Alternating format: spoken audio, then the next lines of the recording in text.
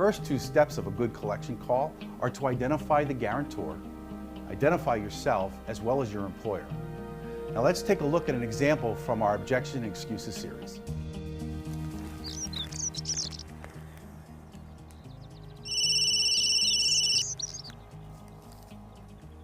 Hello?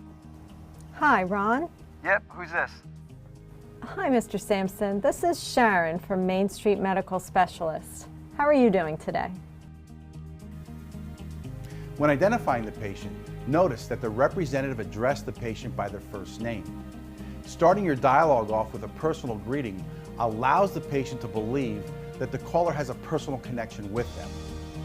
Once that has been accomplished, the representative adjusts to a professional dialogue and use the patient's last name to confirm that they were speaking to the right person. Now let's take a look at steps 3 and 4. We will be discussing the request of a payment and the importance of the psychological pause. Well, Mr. Sampson, I'm giving you a call today to let you know that you currently have an outstanding balance of $120 for a date of service of December 9th from this past year. For your convenience, we do accept all major credit cards over the phone. How would you like to take care of this today? Notice that the representative was courteous but clear that payment was expected in full and gave multiple options to the patient. She then waited for the patient to respond, creating her psychological pause.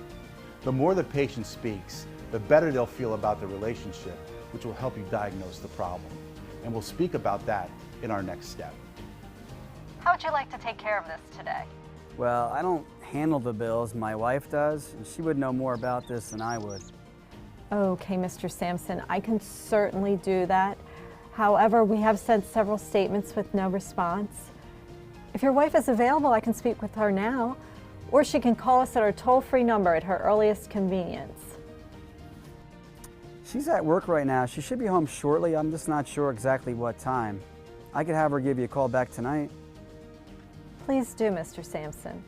It is very important that we get this balance resolved, as we want to avoid sending your account to a credit reporting agency.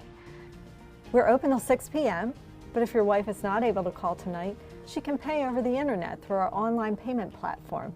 You can find the URL on one of our statements. Well, I'll talk to her about it when she gets home and make sure she takes care of it tonight. Or whatever works best for her. Once you've determined the problem, you must find a solution.